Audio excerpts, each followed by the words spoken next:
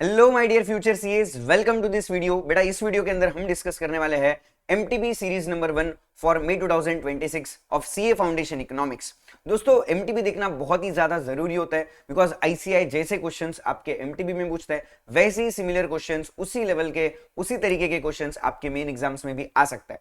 तो बिल्कुल हमें जरूर जरूर एमटीबी देखकर जाना चाहिए जो आपके अटेम्प्ट के लिए पूछा गया है बिकॉज इसके अंदर अपने को सभी चैप्टर्स को कितना वेटेज दिया गया है, कितना मार्क्स है, किस तरीके से सवाल आने वाले हैं, किस लेवल का क्वेश्चन रहेगा, सब हमको समझ में आता है। ये वीडियो एमटीबी नंबर 1 का है। बहुत ही जल्दी मैं आपके साथ एमटीबी नंबर 2 का वीडियो भी शेयर करने वाला हूं, तो जल्दी से जाके आप चैनल को सब्सक्राइब कर दो जिससे कि आपको आने वाले वीडियो का अपडेट मिलता रहेगा। चलो विदाउट वेस्टिंग योर टाइम जल्दी से अपन शुरू करते हैं। मोटा मोटी 1 घंटे के अंदर अपन ये पूरा का पूरा एमटीबी जो है बेटा फटाक से जो है वो खत्म कर देंगे। चलिए स्टार्ट करते हैं। पहला क्वेश्चन क्या पूछा है, देखो अभी देखो इस वीडियो के अंदर ना मैंने इस पीडीएफ में हर एक क्वेश्चन कौन से चैप्टर से कौन से यूनिट से पूछा गया है वो ऑलरेडी लिख रखा है, तो आप डायरेक्टली उसे देख सकते हो। मैं बार बार बताने में ज्यादा टाइम उसमें वेस्ट नहीं करूंगा बेटा, ठीक है। तो पहला क्वेश्चन आया है चैप्टर नंबर 1 से ही, the role of price mechanism is weakest in which economy. कौन से इकोनॉमी के अंदर प्राइस मैकेनिज्म को ज्यादा वेटेज नहीं दिया जाता है, जहां पे गवर्नमेंट का कोई भी कंट्रोल होता है, पूरा टोटली कंट्रोल गवर्नमेंट का होता है और लोगों प्राइवेट एंटिटीज के हाथ में कोई भी कंट्रोल नहीं होता है। That is our socialist economy, जहां पे प्राइस मैकेनिज्म होती है वीक होगा, ठीक है। कैपिटलिज्म के अंदर हाउ टू प्रोड्यूस, ये डिसीजन कैसे लिया जाता है। देखो कैपिटलिज्म है यानी कि लोग खुद से डिसाइड करेंगे उनको क्या करना है ना, प्राइवेट एंटिटीज के हाथ में कंट्रोल है, ठीक है। तो ये अपने को समझ में आएगा इन चैप्टर नंबर 1 के अंदर। तो वहां पे बोला गया है कि भाई अपने को ऐसी चीज बनानी चाहिए जो क्या बने, कॉस्ट में कम से कम बने और प्रॉफिट जिसमें ज्यादा से ज्यादा हो। कैपिटलिज्म है ना, तो private entities will minimise the cost and maximise the profit, ठीक है। Next market structure. Market structure pricing analysis किसका पार्ट है, माइक्रो का पार्ट है या मैक्रो का पार्ट है। So it is a part of microeconomics and microeconomics मतलब क्या होता है, इंटरनल स्कोप का पार्ट है ना। Yes. Next business economics assist in decisions under risk and uncertainty by using. देखो रिस्क और अनसर्टेनिटी जो बिजनेस इकोनॉमिक्स के अंदर आती है वो अपने को कैसे हेल्प करेगी अपने डिसीजंस लेने में। सो एनालिटिकल एंड क्वांटिटेटिव टूल्स जो है वो अपने को यहाँ पे यूज करने पड़ेंगे, जिसको अपन ब्रेक इवन एनालिसिस जैसे कई सारे टूल्स बोल सकते हैं, जिससे अपने को डिसीजन लेने में थोड़ा हेल्प होगा और जिससे अपनी रिस्क और अनसर्टेनिटीज को अपन पता कर सकते हैं बेटा, ठीक है। नेक्स्ट क्वेश्चन नंबर 5, कंज्यूमर सोवेरेनिटी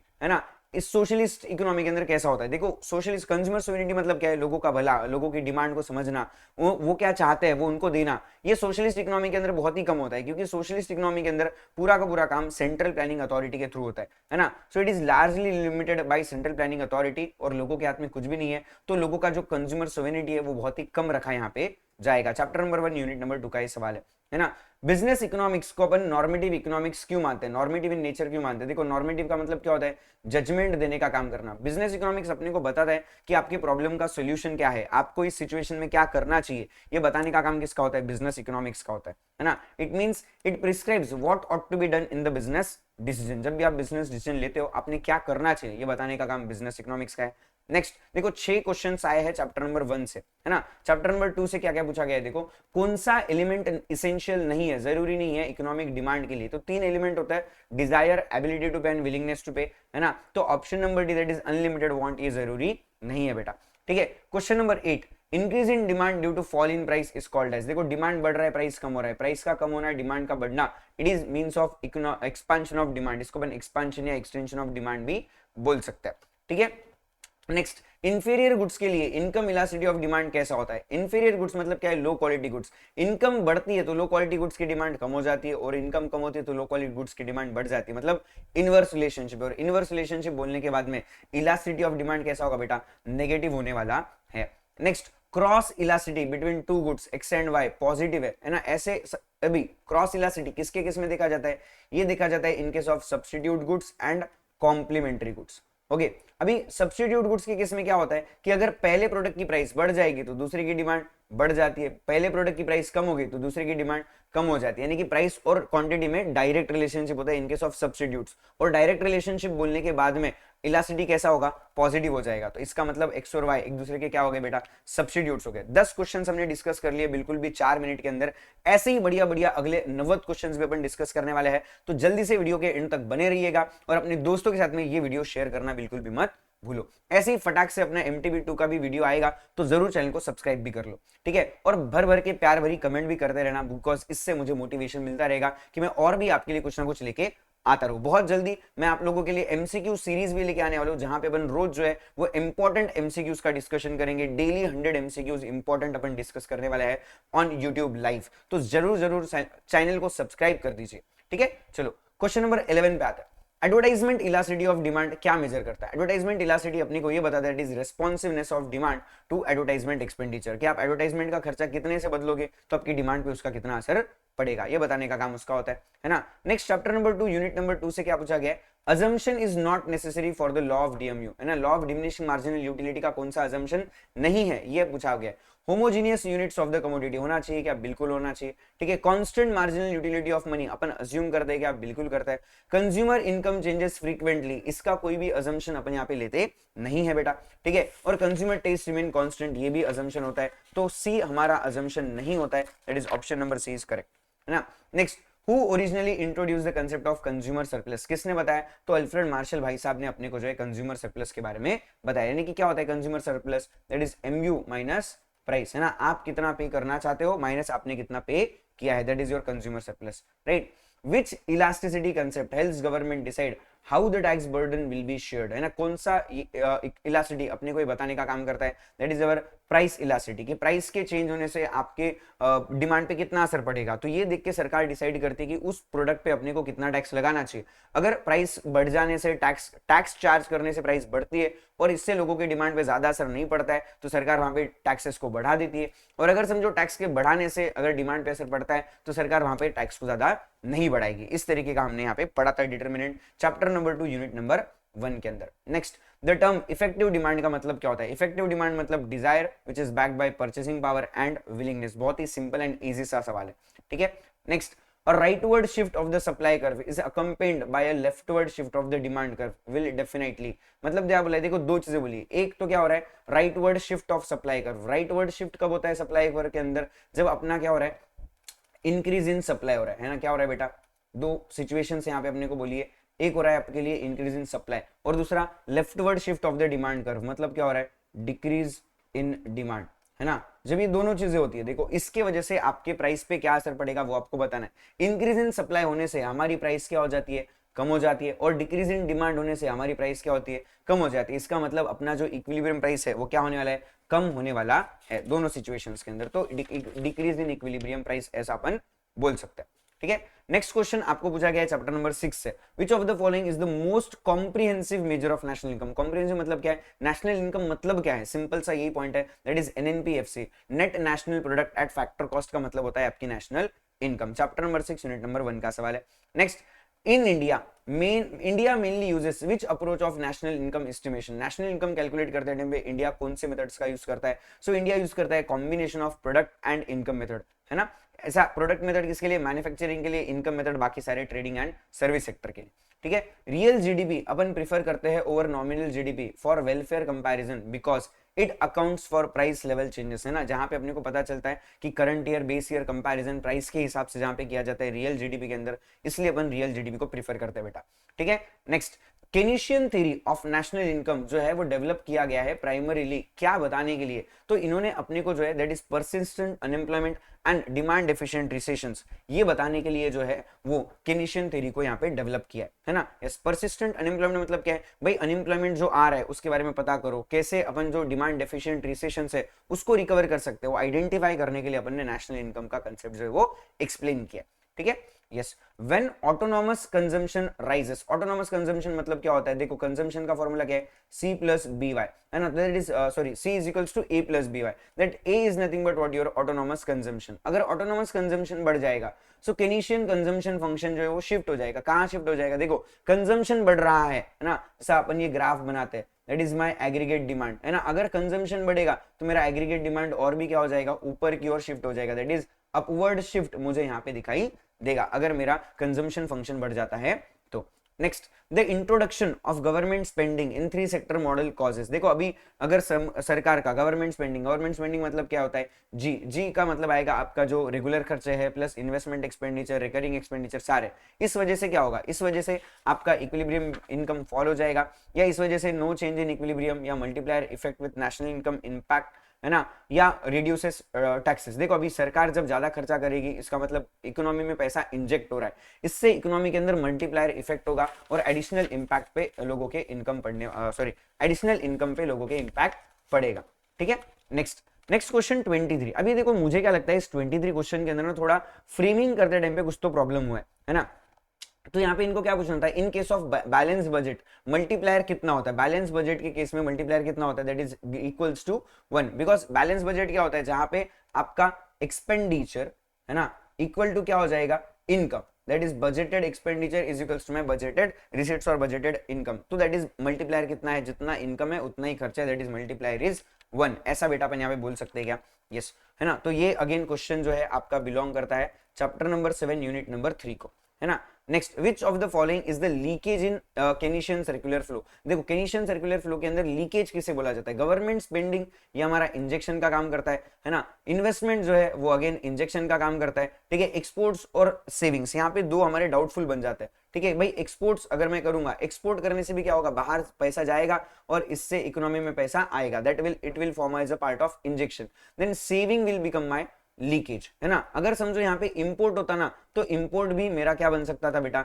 मेरे लिए लीकेज बन सकता था, ठीक है। So saving is my leakage, okay. Saving leakage हो सकता है, इंपोर्ट लीकेज हो सकता है, टैक्सेस जो गवर्नमेंट आप पे लगाती है वो भी लीकेज का पार्ट बनता है, ठीक है बेटा। यस, तो तीन चीजें इंजेक्शन दी है और एक चीज जो है आपकी लीकेज है, okay. Question number 25, a large underground economy. अब व्हाट इज अंडरग्राउंड इकोनॉमी, बोले ऐसा इकोनॉमी जहां पे ब्लैक मनी बहुत ज्यादा है, जहां पे इलीगल बिजनेस बहुत ज्यादा होता है और जो आपके नेशनल इनकम है ना उससे बहुत ज्यादा इनकम हाइड कर दी जाती है, उसे अपन लार्ज अंडरग्राउंड इकोनॉमी बोल सकते हैं। सो यहाँ पे क्या होता है, यहाँ पे अंडर स्टेट हो जाता है आपका जो ऑफिशियल नेशनल इनकम है, मतलब जो आपका नेशनल इनकम दिखना चाहिए वो दिखेगा क्या, नहीं दिखेगा, बिकॉज मेजर बिजनेस जो है वो क्या होता है, इलीगल तरीके से या ब्लैक मनी वहां पे बहुत ज्यादा जनरेट हो रहा है बेटा, ठीक है। ये बात अपन यहाँ पे बोल सकते हैं। 25 क्वेश्चंस हमारे हो चुके हैं विद इन ओनली 11 मिनट्स। ऐसे ही बढ़िया बढ़िया अपने 75 क्वेश्चंस भी खत्म हो जाएंगे 1 घंटे के अंदर, तो बिल्कुल वीडियो के अंत तक बने रहिए। हर क्वेश्चन को मैं आपको समझा दूंगा, बता दूंगा, जहां पे भी इंपॉर्टेंट कंसेप्ट है मैं आपको कंसेप्ट भी जो है वो समझा दूंगा बेटा।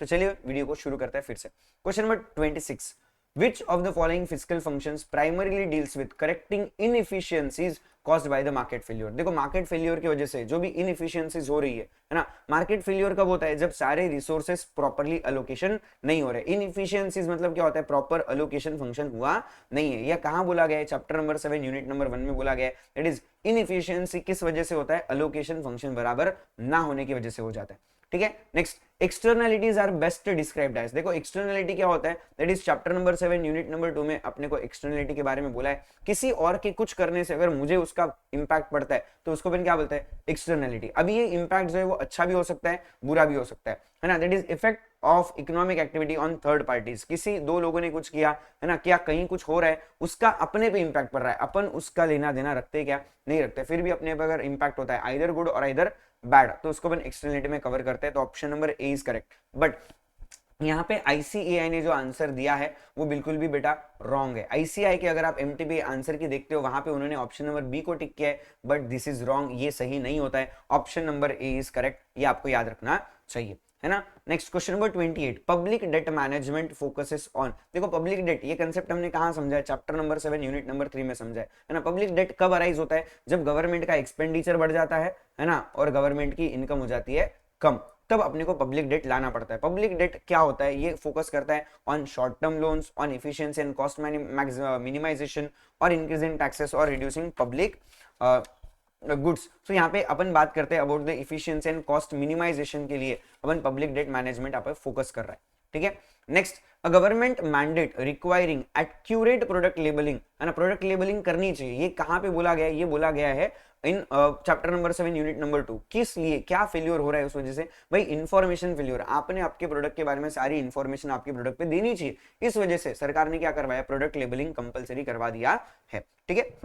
Next, automatic stabiliser. Automatic stabilisers include, automatic stabiliser में क्या आएगा, प्रोग्रेसिव टैक्सेस, एक्सपोर्ट्स, टैरिफ, है ना, exchange controls. That is progressive taxation is acting as a automatic stabiliser, जो इकोनॉमी को ऑटोमेटिकली क्या कर देगा, स्टेबलाइज कर देगा, सरकार को कुछ करने की जरूरत नहीं। प्रोग्रेसिव टैक्सेशन क्या होता है, इनकम के अकॉर्डिंगली लोगों को टैक्स भरना पड़ेगा, जिसकी इनकम ज्यादा उसका टैक्स ज्यादा, जिसकी इनकम कम उसका टैक्स भी कम, बिकॉज इनकम के अकॉर्डिंगली आपके टैक्स रेट जब चेंज होने लगते हैं, that is nothing but a progressive taxation, ठीक है, 30 क्वेश्चंस बेटा हमारे यहाँ पे हो गए। चैप्टर नंबर 7 यूनिट नंबर 3 से सवाल है, which of the following are the stages of budget making. Budget making में कितने स्टेजेस होते हैं? 3 स्टेजेस होते हैं। सबसे पहले बजट बनाया जाएगा, बजट को फिर एक्ट में कन्वर्ट किया जाएगा, फिर उस बजट को एग्जीक्यूट किया जाएगा। That is preparation, enactment and execution, है ना। Question number 32, which of the following is a non tax source of revenue, government revenue, है ना। नॉन टैक्स मतलब टैक्स का पार्ट नहीं है। इनकम टैक्स टैक्स है, जीएसटी टैक्स है, कस्टम ड्यूटी टैक्स है, डिविडेंड रिसिप्ट ये टैक्स का पार्ट नहीं है ना, ये non tax source of government revenue बन जाएगा, ठीक है। Public goods are under provided by market because, है ना। पब्लिक गुड्स मतलब क्या होता है? ऐसी चीजें जो नॉन राइवलरस है, नॉन एक्सक्लूडेबल है, मतलब मैं उसका कंजम्पशन करने से किसी को रोक नहीं सकता हूं ना, उसका कंजम्पशन करने से किसी एक के करने से किसी दूसरे का नुकसान हो जाएगा। सो दे आर नॉट, ये अंडर प्रोवाइडेड क्यों हो जाते हैं? Because they are non rivalrous and non excludable. Option number D अपने को यहाँ पे टिक करना है बेटा, ठीक है। 33 question chapter number 7 unit number 2 से। Question number 34 chapter number 8 unit number 1 से पूछा गया है, according to classical quantity theory, है ना। सबसे पहला थ्योरी क्लासिकल क्वांटिटी थ्योरी जो अपने को बोला गया है, that is demand for money is primarily depends on, है ना। यहाँ पे क्या होता है? That is MV is equals to PT, है ना। मार्केट के अंदर मनी डिमांड कितना हो रहा है डिपेंड करता है on your price level and transaction. PT, MV is equals to PT यहाँ पे अपन पढ़ते हैं in classical quantity theory. Next, which model of money demand minimizes cost of converting non money assets into the money। बोले non money assets को money assets में convert करने के लिए सबसे कम कॉस्ट कहां लगती है, कौन से डिमांड में बोला हुआ है? That is Baumol and Tobin model के अंदर ये बात अपने को करी गई है। चैप्टर नंबर 8 यूनिट नंबर 1 से ये क्वेश्चन अपने को बिलोंग करता है, ठीक है। नेक्स्ट, विच component forms high powered money. High powered money किसका कॉम्बिनेशन है? And that is currency with public. देखो हाई पावर्ड मनी क्या होता है? हाई पावर्ड मनी मतलब आरबीआई ने कितना पैसा छापा है, आरबीआई ने कितना पैसा मार्केट में प्रिंट करके दिया है, उसको अपन क्या बोलते हैं? हाई पावर्ड मनी बोलते हैं, जिसको अपन मॉनिटरी बेस भी बोल सकते हैं, है ना। सो it is a component of currency with public, bank reserves with central bank and currency with bank, है ना। ये तीनों भी उसका पार्ट है। That is all of the above is correct. Chapter number 8 unit number 2 से सवाल बनता है, that is from the money supply, है ना। Next, which factor reduces the size of money multiplier. कौन सा ऐसा फैक्टर है जिस वजह से आपका मनी मल्टीप्लायर जो है वो कम हो जाएगा, छोटा हो जाएगा? ये अपने को पूछा गया है ना। लोअर रिजर्व रेशो, अगर मैं रिजर्व रेशो कम कर दूंगा तो मनी मल्टीप्लायर बढ़ जाएगा। Increase in currency holdings by public, अगर लोग करेंसी ज्यादा होल्ड करने लगेंगे तो क्या मनी मल्टीप्लायर कम हो जाएगा क्या? तो यस, बिल्कुल यहाँ पे आपका मनी मल्टीप्लायर जो है वो कम हो जाएगा, ठीक है। Option number B is correct. देखो दोनों ऑप्शंस और पढ़ लेते हैं। हायर बैंकिंग लेंडिंग, अगर बैंक ज्यादा पैसा लेंड करेगी तो फिर से मनी मल्टीप्लायर बढ़ जाएगा। इंटरेस्ट रेट्स कम हो जाएंगे तो भी मनी मल्टीप्लायर जो है वो बढ़ जाएगा। तो ऑप्शन नंबर बी आपका यहाँ पे करेक्ट हो जाता है, ठीक है। Next question number 38, all else equal other things being constant, मैं ऐसे बोल सकता हूं, if people hold a greater proportion of cash instead of bank deposits, है ना। अगर समझो लोग ज्यादा कैश रखेंगे ना कि बैंक डिपॉजिट्स, तो इससे क्या हो जाएगा? इससे आपका जो मनी सप्लाई है वो कम हो जाएगा, है ना। देखो मनी सप्लाई बढ़ेगा क्या? नहीं। मनी मल्टीप्लायर बढ़ेगा क्या? नहीं। मनी सप्लाई रिमेन्स अनचेंज क्या? नहीं। तो मनी सप्लाई उल्टा क्या हो जाएगा? कम हो जाएगा, बिकॉज लोग कैश होल्ड कर रहे हैं और बैंक में डिपॉजिट कर रहे हैं क्या? नहीं। बैंक डिपॉजिट होल्ड करेंगे तो ज्यादा पैसा मार्केट में घूमेगा, सप्लाई ज्यादा होगा। That is chapter number 8 unit number 2 का क्वेश्चन है ना। Next question number 38, an open market sale of government securities by central bank will. अभी देखो open market sale government securities का, सरकार क्या कर रही है? गवर्नमेंट सिक्योरिटीज सेल कर रही है, लोगों को सिक्योरिटीज दे रही है और लोगों से पैसा क्या कर रही है? ले रही है, प्राइस ले रही है ना लोगों से, तो पैसा यहाँ पे जो है वो गवर्नमेंट के हाथ में आ रहा है, गवर्नमेंट पैसा ले रही है। तो इससे क्या हो जाएगा? इससे अगेन मार्केट के अंदर जो है वो हमारा डिक्रीज इन मनी सप्लाई हो जाएगा, है ना। बिकॉज मार्केट का पैसा गवर्नमेंट के पास आ गया, आरबीआई के पास आ गया, लोगों के पास पैसा बचेगा क्या? नहीं बचेगा। तो मनी सप्लाई जो है इकोनॉमी का रिड्यूस हो जाएगा बेटा, ठीक है। Next question number 40, the quantitative easing as the monetary policy tool aims to, है ना। quantitative easing क्या कर रहा है? ये quantitative easing मतलब क्या है कि restrictions वगैरह कम कर दो, CRR SLR के जो quantitative restrictions है उसको क्या करो? कम करो। तो इससे क्या होगा? इससे इकोनॉमी के अंदर मनी सप्लाई जो है वो बढ़ जाएगा। Increase money supply by buying financial assets, है ना, अपन इसको यहाँ पे बोल सकते हैं। दैट इज क्वांटिटेटिव ईजिंग अपन यहाँ पे कर रहे हैं बेटा, ठीक है। 40 क्वेश्चन हो चुके हैं हमारे यहाँ पे, ओके। कैमरा यहाँ पे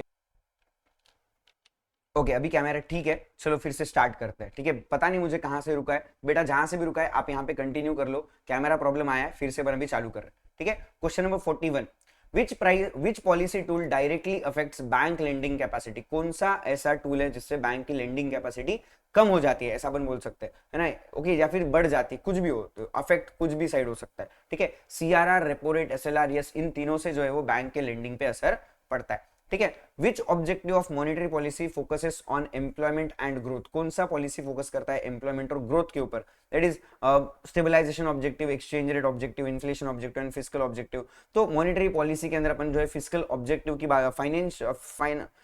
फिस्कल इन्फ्लेशन ऑब्जेक्टिव की बात करते हैं बेटा, सॉरी, है ना।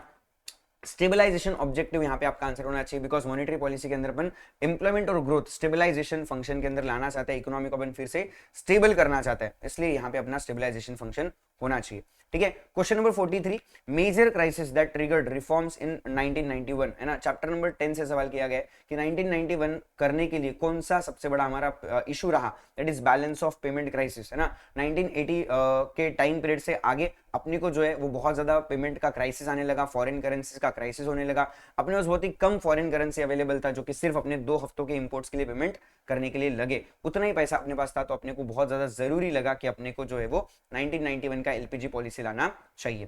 Question number 44, the main role of NITI Aayog is, NITI Aayog का मेन रोल क्या है ना। अलोकेटिंग 5 ईयर प्लान फंड्स, नहीं। Acting as a policy think tank, yes, अपन नीति आयोग को थिंक टैंक बोलते हैं, उनको as a policy think tank बोल के काम करना है, ये उनका यहाँ पे ऑब्जेक्टिव है, ऐसा अपन बोल सकते हैं, ठीक है। Question number 45, one structural challenge, है ना, still facing India's economy is, है ना, इंडिया की इकोनॉमी में आज भी कौन सा चैलेंज अवेलेबल है, लो पॉपुलेशन नहीं, हाई इनइक्वालिटी बोल सकते हैं, एक्सेसिव इन्फ्लेशन नहीं है, जीरो ट्रेड नहीं है, दैट इज हाई इनइक्वालिटी, ये हमारा सबसे बड़ा आज भी प्रॉब्लम है कि इंडिया के अंदर इक्वालिटी अवेलेबल नहीं है ना। देखो 45 क्वेश्चंस हमारे हो गए, 46 पे आता है, despite rapid GDP growth India's per capita GDP remains, देखो इंडिया का जीडीपी ग्रोथ जो है वो हो रहा है, बट इंडिया का जो जीडीपी है ना वो स्टिल क्या है, लो है compare to other emerging economies, दूसरे जो इमर्जिंग मतलब क्या है आगे बढ़ने वाली इकोनॉमीज है उनके कंपेरिजन में आज भी अपन फिर से क्या है पीछे रह जा रहे हैं, अपना जीडीपी बढ़ रहा है बट उतना नहीं जितना बढ़ना चाहिए, है ना। Which reforms major aimed at to reduce the inefficiency in public sector enterprises, है ना, किस तरीके से अपन ने पब्लिक सेक्टर का जो इनएफिशिएंसी उसको कम किया है, ऐसा हमने पूछा है, that is by the disinvestment, हमने पब्लिक सेक्टर एंटरप्राइजेस को जो है डिसइन्वेस्ट कर दिया, प्राइवेटाइजेशन करके लाया, जिस वजह से इनएफिशिएंसी जो है वो कम हो गई और इफिशिएंसी जो है वो बढ़ रही है। Question number 48, the Hindu rate of growth refers to, अभी ये रेट कब आया था, ये आया था इन केस ऑफ 1991 रिफॉर्म्स, है ना। High economic growth rate of 1950 नहीं, सस्टेन्ड नहीं, लो ग्रोथ बिफोर 1991 जैसा 3.5% हिंदू ग्रोथ रेट था वो आपको याद रखना है, ठीक है, वो 1991 के पहले था, ठीक है। India's economic growth in recent decades have been driven significantly by, है ना, किस वजह से बहुत ज्यादा इंडिया का इकोनॉमी ग्रो कर रहा है ना, ऐसा पूछा गया है, that is due to IT and service sector का एक्सपांशन, चैप्टर नंबर 10 का ये सवाल है ना। Question number 50, one recent structural reform that impacts GDP measurement in revision of tax base, GDP base year, है ना, टैरिफ बेस और banking reserve ratio, किस वजह से, that is GDP base year, हमने हमारा जीडीपी बेस ईयर जो है वो भी चेंज कर दिया, इस वजह से जीडीपी के जो नंबर अपन देख रहे हैं उस पर अपने को एक इंपैक्ट या चेंज अपने को दिखाई दे रहा है। चैप्टर नंबर 10 का ये सवाल है। 50 क्वेश्चंस बेटा हमारे यहाँ पे हो चुके हैं, है ना, बहुत ही कम टाइम में, ओनली 23 मिनट्स के अंदर हमने जो है 50 क्वेश्चन कर लिए, आने वाले और 20-25 मिनट के अंदर अपने जो बचे वाले 50 क्वेश्चंस हो जाएंगे और आपका बहुत बढ़िया 100 मार्क्स का ये जो पेपर था मॉक टेस्ट पेपर आपको बहुत अच्छे से समझ में आ जाएगा। चलिए बेटा आगे बढ़ते हैं और पढ़ते हैं अगला question, that is 51, chapter number 4 unit number 1 से पूछा गया है ना। Why does a monopolist marginal revenue यानी कि MR curve is always lie below it's average revenue, है ना, जैसा भी मैं आपको ग्राफ दिखाऊं, देखो ये होता है आपका एआर कर्व, है ना, और ये होता है आपके लिए एमआर कर्व, तो क्यों ऐसा होता है कि एमआर कर्व हमेशा एआर कर्व के नीचे आता है, ये उन्होंने पूछा है ना। Because of rising marginal cost, नहीं। Because a monopolist sell different outputs at different prices, yes. अपन जैसे जैसे ज्यादा क्वांटिटी बेचते जाते हैं ना, क्वांटिटी जैसे जैसे बढ़ते जाता है वैसे वैसे आपका एवरेज रेवेन्यू क्या होता है, कम होने लगता है, बिकॉज एवरेज रेवेन्यू कम हो रहा है, एडिशनल यूनिट कम में बेचा जा रहा है, इसलिए मेरा मार्जिनल रेवेन्यू भी क्या हो जाता है, कम हो जाता है ना। So that's why because a monopolist sells different outputs at different prices, option number B is correct, है ना। Next, which market type has infinite price elastic demand, infinite price elastic demand कहां होता है, सो वो होता है in case of your perfect competition. Perfect competition के case में बेटा अपन ऐसा देखते हैं कि जहां पे आपका जो डिमांड कर्व आता है बिल्कुल भी स्ट्रेट लाइन आता है ना, परफेक्ट कंपटीशन के केस में डिमांड कर्व बोलो एआर एमआर, है ना, आपके जो सारे कर्व है वो सब क्या होता है, बिल्कुल भी स्ट्रेट लाइन हो जाता है, दैट इज परफेक्ट कंपटीशन, जहां पे प्राइस इलास्टिसिटी इन्फिनाइट होने वाला है, ठीक है। Next, which factor is not an internal cause of business cycle, है ना, बिजनेस साइकिल का इंटरनल कॉज कौन सा नहीं है, चैप्टर नंबर 5 का ये सवाल है। Fluctuations in effective demand internal cause है, variations in government spending internal cause है, चेंजेस इन मनी सप्लाई ये भी इंटरनल कॉज है, टेक्नोलॉजी शॉक ये आपका एक्सटर्नल कॉज का पार्ट बन जाता है। ठीक है, question number 54, which type of industry tends to have more volatile output during cyclical fluctuations, कौन से इंडस्ट्री में ज्यादा होता है? तो जो भी ड्यूरेबल गुड्स का इंडस्ट्री है, नॉन ड्यूरेबल का है, सर्विस सेक्टर, पब्लिक एडमिनिस्ट्रेशन है, तो जो भी ड्यूरेबल गुड्स का इंडस्ट्री होता है ना, वहां पे वोलेटिलिटी अपने को थोड़ी ज्यादा दिखाई देती है। बिकॉज नॉन ड्यूरेबल का तो क्या है, बिजनेस चलेगा है ना, उस पर ज्यादा असर पड़ना है क्या? नहीं पड़ना है, बट साइक्लिकल फ्लक्चुएशंस का असर आपके ड्यूरेबल गुड्स इंडस्ट्री पे ज्यादा पड़ता है। ठीक है, question number 55, which internal factor of business cycle reflects fluctuations in consumer spending, business environment and government policy? कहां पे ये अपने को दिख के आएगा, है ना? बिकॉज देखो, consumer spending, business environment, government policy, ये सब इंटरनल कॉजेस है। इंटरनल कॉजेस मतलब क्या है? इंडिजीनियस कॉजेस है, इंडोजीनियस, एक्सोजीनियस। एक्सोजीनियस मतलब एक्सटर्नल, इंडोजीनियस मतलब इंटरनल होता है। That is option number B is correct, है ना। क्वेश्चन नंबर 56, मॉनिटरी और फिस्कल पॉलिसी चेंजेस जो है वो कॉज करते हैं बिजनेस साइकिल बाय, किस वजह से? Eliminating investment risk, altering aggregate demand, fixing exchange rate और स्टैंडर्डाइजिंग प्राइसेस, है ना। आपकी जो पॉलिसी चेंजेस है उससे क्या होगा? उससे आपका एग्रीगेट डिमांड जो है वो चेंज होगा, है ना। मॉनिटरी पॉलिसी या फिस्कल पॉलिसी से आपका एग्रीगेट डिमांड क्या होता है? चेंज होता है। उस वजह से आपके मार्केट के अंदर अलग अलग साइकिल अपने को दिखाई देते हैं। ठीक है, चलो question number 57 from chapter number 6 unit number 1, calculation based question पूछा है। कैलकुलेट करो बोला है, आपका नेशनल इनकम क्या होता है। ठीक है, आपको डेटा दिया है consumption, investment, government purchases, exports and imports, है ना। तो मैं यहाँ पे अपना नेशनल इनकम कैलकुलेट करने के लिए फॉर्मूला कौन सा लगाऊंगा? C plus I plus G plus X minus M। ये सिंपल सा फॉर्मूला मुझे यहाँ पे इंप्लीमेंट करना है। कंजम्पशन है मेरा 1000, इन्वेस्टमेंट है मेरी 500, ठीक है, गवर्नमेंट परचेसेस बनते हैं मेरे 200, ठीक है, एक्स माइनस एम, एक्सपोर्ट कितना है 200, इंपोर्ट कितना है 400, ठीक है, कितना हो जाएगा बेटा? ये अपने को कैलकुलेट करना है। ये हो गया 1700, है ना, minus 200, so it will become 1500, तो 1500 रुपए यहाँ पे मेरा आंसर आ रहा है फॉर क्वेश्चन नंबर 57। ठीक है, A option. A rational person does not act unless, देखो कोई भी एक रैशनल पर्सन तब तक एक्ट नहीं करता, बोले कब तक? जब एक्शन इज एथिकल नहीं, है ना। Action produces marginal cost that exceeds marginal revenue, खर्चा ज्यादा है, कमाई कम है, तो करना चाहिए क्या? नहीं करना चाहिए। और action produces marginal benefits that exceeds marginal cost, yes. एक रैशनल पर्सन ये दिखना चाहिए कि मेरा फायदा ज्यादा और मेरा खर्चा कम हो। That is option number C is correct.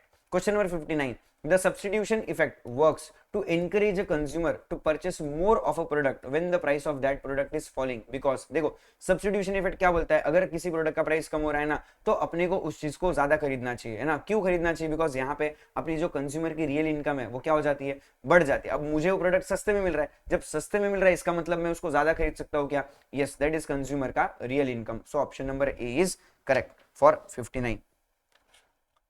Okay okay, sorry यहाँ पे कंफ्यूजन हो गया, है ना। तो आंसर करेक्ट होना चाहिए, the product is now relatively less expensive than before, है ना, इसलिए अपन जो है उसको ज्यादा खरीदते हैं, बिकॉज वो अभी क्या हो गया? सस्ता हो चुका है, इसलिए अपन उसको क्या कर रहे हैं? ज्यादा खरीद रहे बेटा। ठीक है, दैट इज अ पॉइंट, है ना। यस, चलो next question number 60, production function Q is equals to 4L raise to 1/2 K raise to 2/3, है ना। इसका मतलब क्या है? देखो अभी ये क्या है? ये कॉप डुगलेस प्रोडक्शन फंक्शन है ना। कॉप डुगलेस प्रोडक्शन फंक्शन के अंदर जब अपन लॉन्ग रन की बात करते हैं ना, तो लॉन्ग रन के अंदर क्या होता है? वो आपको बोलता है, एक फॉर्मूला दिया हुआ है, it is A plus B. क्या है आपको ये पता करना है। अगर A plus B is equal to 1 आ गया, that is constant returns to scale. A plus B greater than 1 आया, increasing returns to scale. Less than 1 आया तो डिक्रीजिंग रिटर्न्स टू स्केल। अभी A प्लस बी क्या होता है? That is L raise to A K raise to B, ऐसा होता है। तो L क्या है? L raise to A, A is 1/2, B is your 2/3। तो अपने को इन दोनों को प्लस करना है। अभी जब तक डिनोमिनेटर सेम नहीं होगा, प्लस होगा क्या? नहीं होगा। तो पहले डिनोमिनेटर सेम करते हैं। डिनोमिनेटर सेम करने के लिए मुझे 1/2 को जो है मल्टीप्लाई करना पड़ेगा 3 से, तो 3 इंटू 1 और 3 इंटू 2 प्लस, और मुझे 2/3 को मल्टीप्लाई करना पड़ेगा 2 से, है ना, 2 इंटू 2 एंड 3 इंटू 2। अब हो जाएगा 3 divided by 6 plus 4 divided by 6, तो it will become what? 7 divided by 6। अभी मैं 7 डिवाइडेड बाई 6 करूं, so answer will be what? Greater than 1, and greater than 1 मेरा आंसर आएगा। ग्रेटर देन 1 जब आता है आंसर, इट मींस क्या है? इंक्रीजिंग रिटर्न्स टू स्केल की बात हो रही है। That is A plus B is greater than 1, increasing returns to scale. Chapter number 3 unit number 1 से ये पॉइंट अपने को पूछा गया।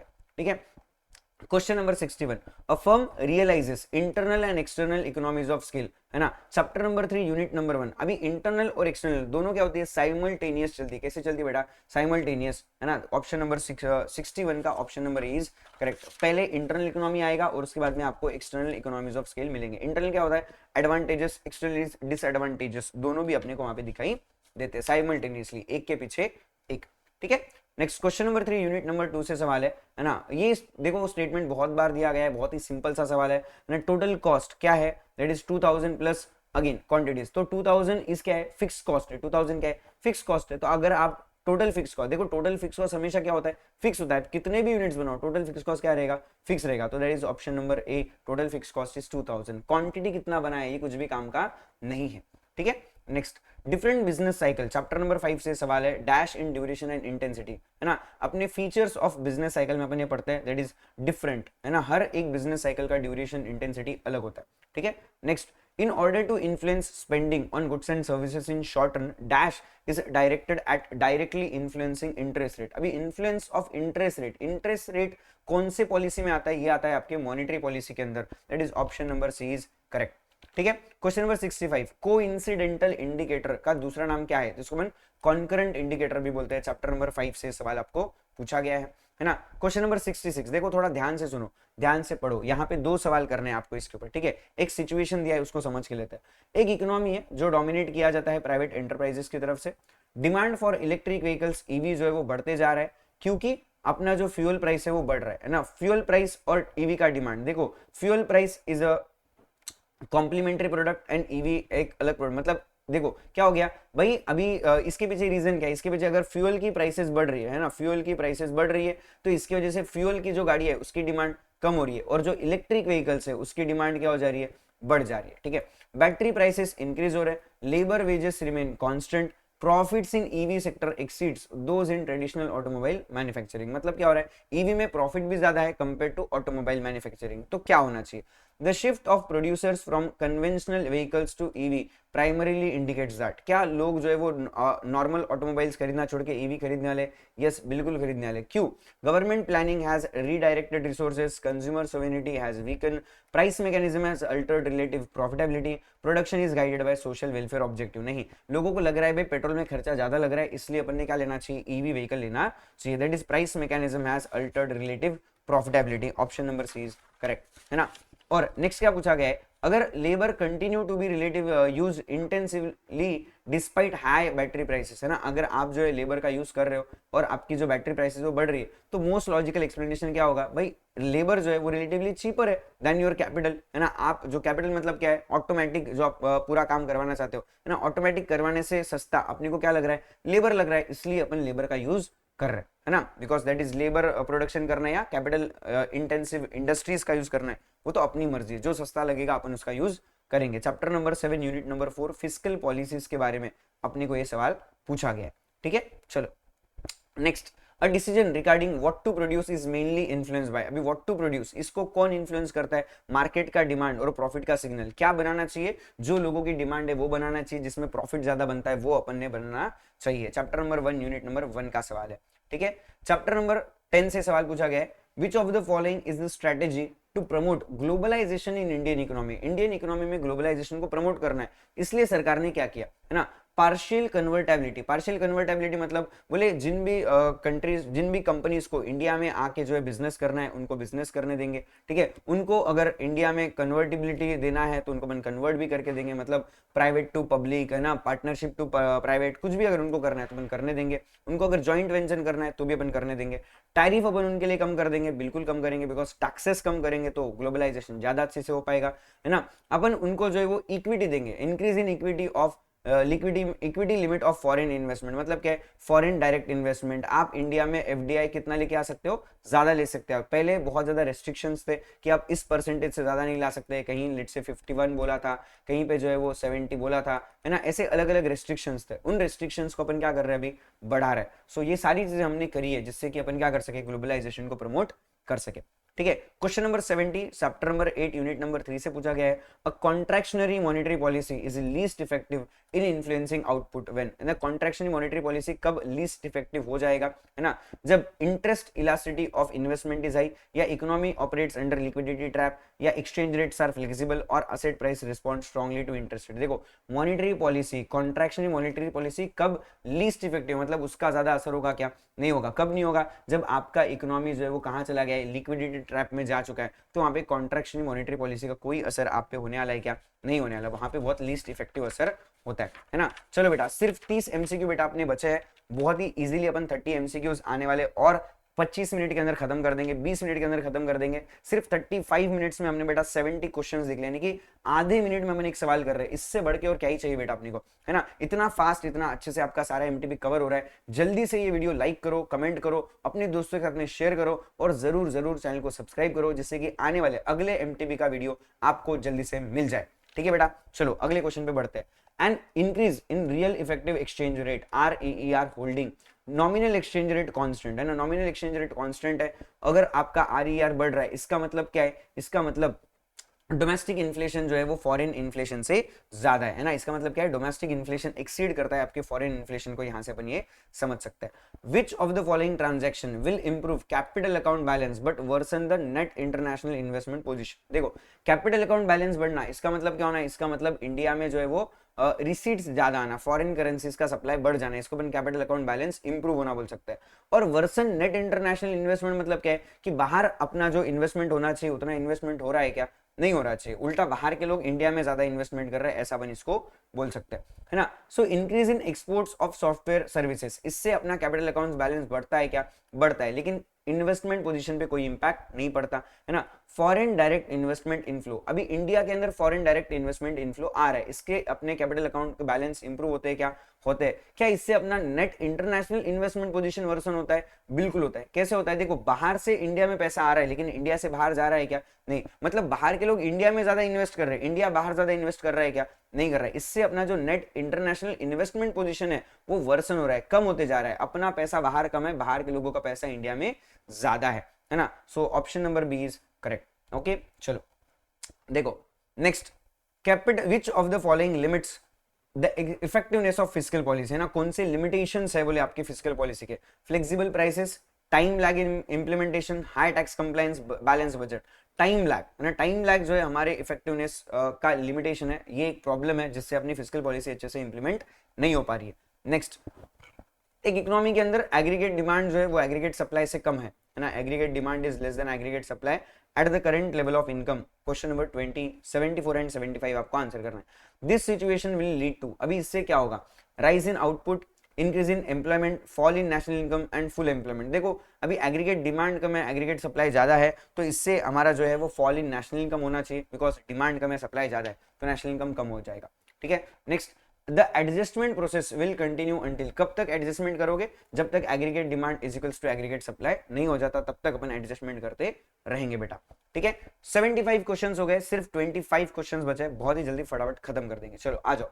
Which of the following expenditures is not subject to voting by parliament, कौन से खर्चे वोटिंग के पार्ट नहीं है, डिफेंस एक्सपेंडिचर वोटिंग करना पड़ेगा, है ना, एजुकेशन करना पड़ेगा, हेल्थ एक्सपेंडिचर करना पड़ेगा, इंटरेस्ट ऑन पब्लिक डेट, इसके लिए कोई वोटिंग की जरूरत नहीं है, ये खर्चा है, कंपल्शन है, देना है मतलब देना ही है, इसके लिए कोई वोटिंग की जरूरत होती है क्या, नहीं होती है। ठीक है, next, if government makes its compulsory to avail insurance protection, it is because, government सरकार सबको इंश्योरेंस लेने के लिए बोल रही है, इसके पीछे सरकार का लॉजिक है, सरकार कुछ अच्छे मोटो से बोलती होगी, बिकॉज इंश्योरेंस लेना एक अच्छी बात है, सरकार चाहती है कि लोग इंश्योरेंस ले और अपनी लाइफ को सिक्योर रखे। ठीक है, so that is insurance is a merit good and government want people to consume it. Okay, question number 78, suppose that a price of ₹300 per month there are 30,000 subscribers to cable television in small town. क्या बोला है, price जो है वो 300 रुपए का है ना, क्वांटिटी डिमांडेड कितना हो चुका है, 30,000 सब्सक्राइबर्स है।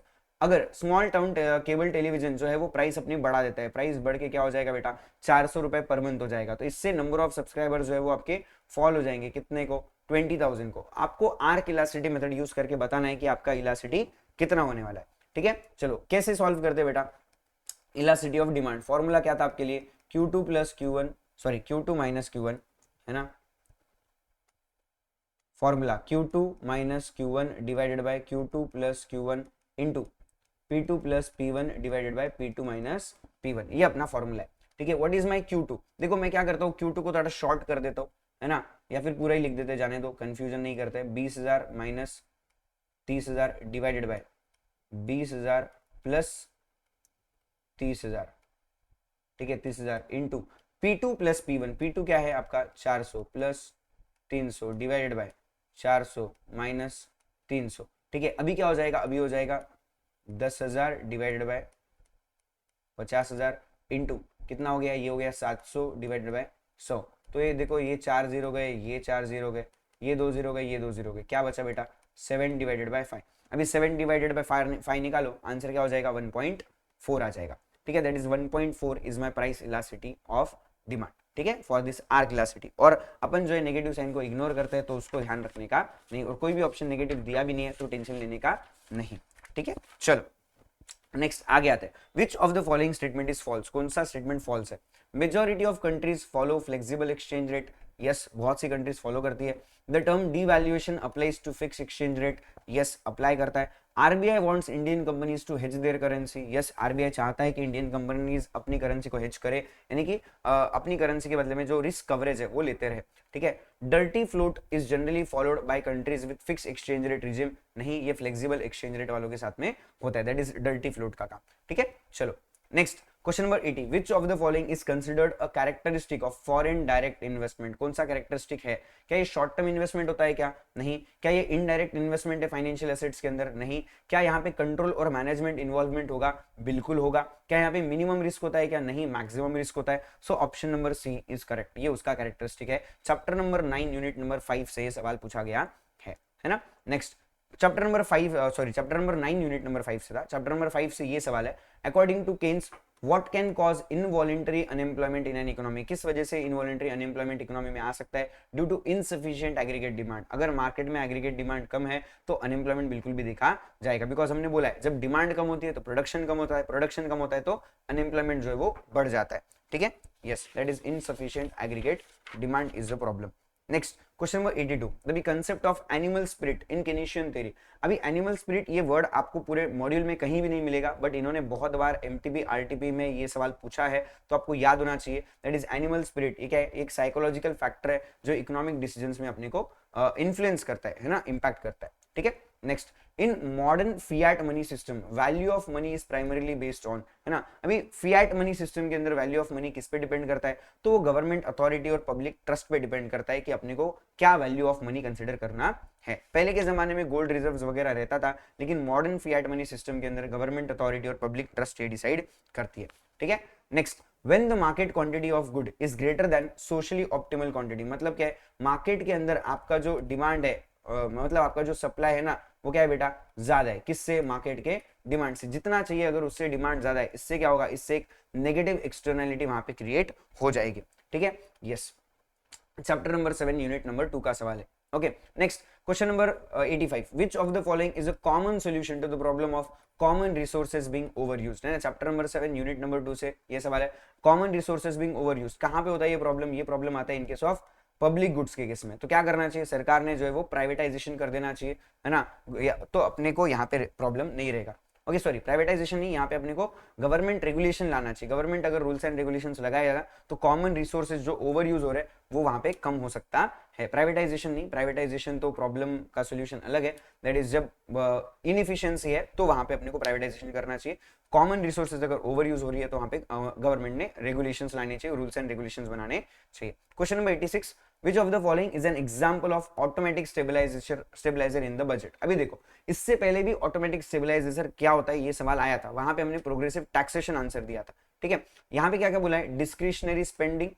ठीक है, next is your progressive taxation, infrastructure investment, unemployment benefits. अभी यहाँ पे आईसीआई बोलती है that is unemployment benefit is your answer for automatic stabiliser, but इसके पहले ऑटोमेटिक स्टेबलाइजर, है ना, जब ये सवाल आया था तब अपन ने इसका आंसर दिया था, दैट इज प्रोग्रेसिव टैक्सेशन, है ना। क्वेश्चन नंबर 30, ऑटोमेटिक स्टेबलाइजर के अंदर प्रोग्रेसिव टैक्सेस आते हैं, बट यहाँ पे जब क्वेश्चन नंबर 86 का आंसर दिया तो यहाँ पे ऑप्शन नंबर डी बोला है, और बहुत बार ऐसा ये सवाल जब पूछा जाता है तो ऑप्शन नंबर डी ही वो लोग करेक्ट बोलते हैं। आप डी या बी कुछ भी लिख सकते हो, मुझे ऐसा लगता है दोनों भी सही है ना, डी और बी ये दोनों करेक्ट है, बट आईसीआई ने यहाँ पे डी आंसर को करेक्ट किया है, ठीक है। Question number 87, which of the following is a limitation of using GDP as a measure of economic wellbeing, है ना। ये सिर्फ मॉनिटरी ट्रांजैक्शंस को ही इंक्लूड करता है, yes. It does not account for income distribution, it considers both market and non market activities, it is not affected by the inflation. तो correct answer होना चाहिए बेटा, it does not account for the income distribution, है ना। यहाँ पे account income distribution को कोई ध्यान देता है क्या? नहीं देता, ठीक है। चलो next, Which of the following will not be a consequence of an import tariff, है ना। import tariff का कौन सा consequence नहीं है, यानी कौन सी प्रॉब्लम नहीं है। An increase in the price of the product in domestic market, tariff बढ़ाने से, import टैरिफ बढ़ाने से क्या अपने डोमेस्टिक प्रोडक्ट का जो प्राइस है वो बढ़ जाता है? तो वेस यहाँ पे प्राइसेस बिल्कुल भी मतलब बढ़ जाएगी, बिकॉज अगर import tariff, which of the following will not be consequence of an import tariff, है ना। इंपोर्ट टैरिफ का क्या प्रॉब्लम नहीं है, या फिर क्या इससे नहीं होता, ऐसा आपने को पूछा है। क्या इससे डोमेस्टिक मार्केट में प्राइसेस बढ़ जाती है? बिल्कुल बढ़ जाती है। जब बाहर से इंपोर्ट के लिए चीजें टैक्स ज्यादा लगेगा, महंगा इंपोर्ट होगा, तो मार्केट में जब बेचा जाएगा तब महंगे में बेचा जाएगा, दैट इज प्राइस बढ़ जाती है, ठीक है। Next, increase level of supply in domestic market, बिल्कुल बाहर से अगर समझो अपन लेके आएंगे इंपोर्ट करके माल, तो यहाँ पे अपना जो मार्केट का सप्लाई है वो भी बढ़ जाएगा, ठीक है। Next, reduced competitive pressure by foreign firms on domestic producers, है ना। तो जो पहले प्रेशर आ रहा था कि वो लोग सस्ते में बेच रहे थे, अभी वो प्रेशर आएगा क्या? नहीं आएगा, है ना। Not a consequence of import tariff, so ये कॉन्सिक्वेंस नहीं है, that is reduced competitive pressures by foreign firms on domestic producers, ये यहाँ पे हमारा कॉन्सिक्वेंस नहीं बनता है ना। ऑप्शन नंबर 88 का, क्वेश्चन नंबर 88 का answer number B. Next question is question number 89, implicit cost is equals to, देखो चैप्टर नंबर 3 यूनिट नंबर 2 का ये सवाल है, व्हाट इज इम्प्लिसिट कॉस्ट। अभी इम्प्लिसिट कॉस्ट का फॉर्मूला मैं आपको एक बार अच्छे से समझा देता हूँ, है ना। यहाँ पे आईसीआई ने गलत बोला है, ओके। अभी what is economic profit, economic profit का जब मैं फॉर्मूला लिखता हूं तो ये फॉर्मूला बन जाता है मेरे लिए accounting profit minus my implicit cost, ये हो गया मेरे लिए फॉर्मूला, है ना। Economic profit is equals to accounting profit, जिसको अपन बिजनेस प्रॉफिट भी बोल सकते हैं, माइनस इम्प्लिसिट कॉस्ट। अभी मुझे क्या करना है, मुझे इम्प्लिसिट कॉस्ट का पता करना है, तो इम्प्लिसिट कॉस्ट को लेट्स से मैं इज इक्वल्स टू के उधर भेज देता हूँ, तो यहाँ पे क्या हो जाएगा, इम्प्लिसिट कॉस्ट जो है वो मेरा पॉजिटिव हो जाएगा। Implicit cost is equals to क्या हो जाएगा मेरे लिए answer, business profit minus economic profit, ये हो जाएगा मेरे लिए formula to calculate the implicit cost. यहाँ पे ऑप्शन नंबर ए जो है बिल्कुल भी सही होना चाहिए, बट आईसीएआई ने यहाँ पे अगेन जो है वो ऑप्शन नंबर डी दिया है, विच इज रॉन्ग, है ना। यहाँ पे आईसीएआई का आंसर बेटा रॉन्ग हो चुका है, ठीक है। चलो next, question number 90, which of the following marks the beginning of a contraction in the business cycle, कौन सा ऐसा सिचुएशन है जहां से कॉन्ट्रैक्शन की शुरुआत होती है? तो कॉन्ट्रैक्शन कब आता है, that is expansion, peak, contraction and trough, ठीक है। सो पीक ये ऐसा सिचुएशन है जहां पे कॉन्ट्रैक्शन की शुरुआत हो जाती है बेटा, ठीक है। नेक्स्ट, ओएनजीसी विदेश लिमिटेड ने जो है इनकॉर्पोरेट किया अपना एक पेरेंट एंटिटी, ओएनजीसी विदेश लिमिटेड इनकॉर्पोरेट हुआ bye it's parent entity, that is ONGC for oil and gas, है ना, involving exploration, development and production of oil outside India, है ना। सो एक कौन से टाइप का इन्वेस्टमेंट है, this is a type of greenfield investment, वहां पे अपन ने कुछ नया बिजनेस जो है चालू किया है ना, that is a point of greenfield investment, ठीक है। चलो next, question number 92, if real exchange rate is high it might lead to, अगर रियल एक्सचेंज रेट ज्यादा होगा इससे क्या होगा, इससे अपना जो करंट अकाउंट डेफिसिट है वो क्या हो जाएगा, बढ़ जाएगा बेटा, है ना। It might lead to current account deficit, अगर रियल एक्सचेंज रेट ज्यादा होता है तो अपना करंट अकाउंट डेफिसिट बढ़ने वाला है, ओके यस। देखो अभी सिर्फ आखिरी के 8 क्वेश्चन बचे बेटा, है ना। बहुत अच्छे तरीके से हमने पूरा एमटीपी सीरीज नंबर 1 कंप्लीट किया है, तो जरूर चैनल को सब्सक्राइब करो, जिससे कि आपको एमटीपी 2 का जैसे ही वीडियो अपलोड होगा आपको पता चल जाएगा और आप वो भी देख लोगे। और रोज मेरे चैनल के ऊपर आपको जो है वो एमटीपी सीरीज मिलने वाली है, रोज 1 घंटा अपन आके 100 एमसीक्यूज इसी तरीके से जो है डिस्कस करेंगे, ज्यादा से ज्यादा एमसीक्यूज अगर अपन डिस्कस करेंगे उसका फायदा जरूर आप लोगों को होने वाला है, ओके। चलो आगे बढ़ते हैं क्वेश्चन नंबर 93 के ऊपर, है ना।